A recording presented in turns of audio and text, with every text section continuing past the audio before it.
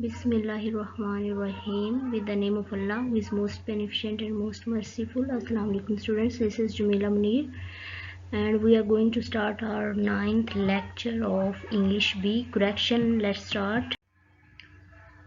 Students कल हमने 5 rules किए थे, ठीक है। और रूल नंबर 6 देखें, पॉलिटिक्स जो होती है वो सियासत होती है, ठीक है। और जब ये सियासत के फॉर्म में यूज़ हो तो इसके साथ हम जो वर्ब है वो सिंगुलर भी लगाते हैं, प्लूरल भी लगाते हैं। ये एग्जांपल देखें, example number 1, politics are a game.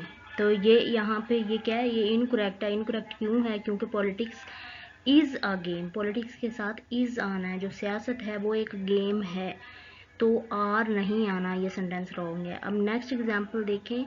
Next example इस बात के बारे में है कि जब किसी इंसान की बात हो, उसकी सियासी सरगर्मी के बारे में बात हो, तो पॉलिटिक्स के साथ वर्ब प्लूरल इस्तेमाल होता है, जमा इस्तेमाल होता है। ये इस एग्जांपल में है, her politics have become liberal. अब हर एक लड़की के बारे में बात हो तो इसके साथ हैज़ आना था। हैव हमने क्यों लगाया है? क्योंकि हैव जमा है, ये प्लूरल है, और यहाँ पे एक लड़की की बात हुई है, इसलिए हमने हैव को यूज़ किया है। Her politics have become liberal. Rule number 7 है, innings used for both singular and plural form. जो इनिंग्स वर्ड है ये जहाँ पे भी यूज़ होगा ये वर्ड इनिंग्स ही रहेगा, कहीं पे आपने इनिंग नहीं लगाना, ये वर्ड ऐसे ही रहेगा। In a test match each team plays 2 innings, ठीक है। She had a good innings, हर जगह पे जहाँ पे यूज़ होगा, यहाँ पे 2 इनिंग्स है तो भी इनिंग्स ही वर्ड रहा, यहाँ पे अ गुड इनिंग्स है तो भी इनिंग्स ही रहेगा, ठीक है। Rule number 8, here is an uncountable noun, ठीक है। रूल नंबर 8 जो है हेयर के बारे में, बालों के बारे में। जो बाल हैं वो एक अनकाउंटेबल नाउन है और इनके साथ एस का यूज़ नहीं होता। हमेशा जहाँ भी हमने लिखना हेयर लिखना, हेयर्स नहीं लिखना। शी हैज़ करली हेयर्स, ये क्या है? इनकरेक्ट है। अब यहाँ पे शी हैज़ करली हेयर, ये क्या है? ये करेक्ट है। ये next example, his hairs are black. अब यहाँ पे फिर वही मिस्टेक है कि आर लगा हुआ है और एस लगा हुआ है, तो इसको हमने हेयर कर देना है, आर की जगह इस कर देना, क्योंकि जब हेयर सिंगुलर होगा तो उसके साथ वर्ब की फॉर्म भी जो है वो सिंगुलर में यूज होगी।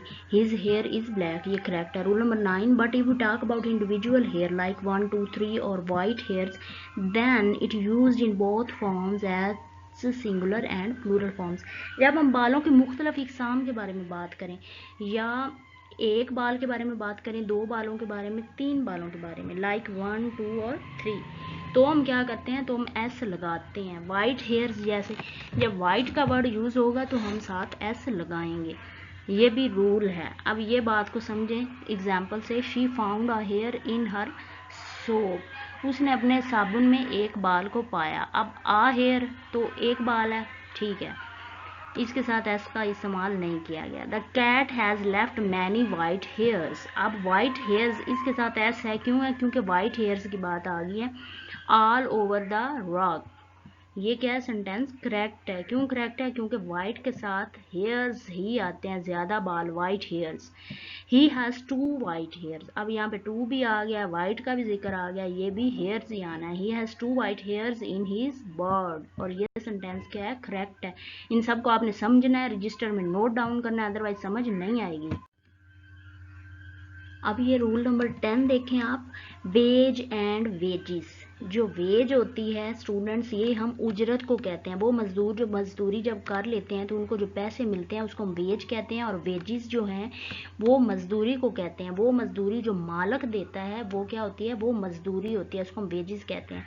Veg is singular and wages are plural. आपने इस बात का ख्याल रखना है कि वेज हमेशा सिंगुलर होगा और वेजिस प्लूरल होगा। ये एग्जाम्पल देखें, he earns a good wage though the job is not good, उसकी नौकरी अच्छी नहीं थी लेकिन फिर भी वो क्या है? एक अच्छी उजरत कमा लेता है। Wages are paid on Friday, जुमे वाले दिन मजदूरियां अदा की जाएंगी। तो वेजिस के साथ आर यूज हुआ है क्योंकि वेजिस प्लूरल है, और इसके साथ एस भी यूज हुआ है, और इसके साथ देखें ऐसे यूज नहीं हुआ क्योंकि ये उजरत है, उसने मजदूरी उसे मिलती है अच्छी, ठीक है। अब नेक्स्ट आप देखें rule number 11, following words always have plural. Plural किसे कहते हैं? जमा को, ये मैंने ऊपर लिखा है, जमा प्लूरल वर्ब। तो क्या है, ये जो वर्ड्स हैं इनके साथ हमेशा जमा का वर्ब लगता है, प्लूरल वर्ब लगता है, ठीक है। ये जैसे कैटल है, कैटल के साथ कभी भी इज नहीं लगेगा, आर लगेगा। Trousers, jeans, pants, scales, scissors, कैंची, ठीक है। Glasses, goods, manners, people, poultry, gentry, vermin, vermin कहते हैं हशरात को, जो हशरात कीड़े मकोड़े होते हैं। एसेट्स, एसेट्स ये जो हमारे पास मालो दौलत होती है, जो असासा जात होते हैं। अब इसकी एग्जांपल्स देखें, कैटल इज ईटिंग ग्रास। अब देखें ये जो कैटल है इसके साथ इज लगा हुआ है, इसके साथ इज नहीं आना, क्योंकि जो मवेशी होते हैं वो ज़्यादा सारे होते हैं, तो ये इनकरेक्ट है। कैटल आर ईटिंग ग्रास, ठीक है, तो इसके साथ आर आना है। नेक्स्ट एग्जांपल देखें, हिज मैनर्स इज गुड।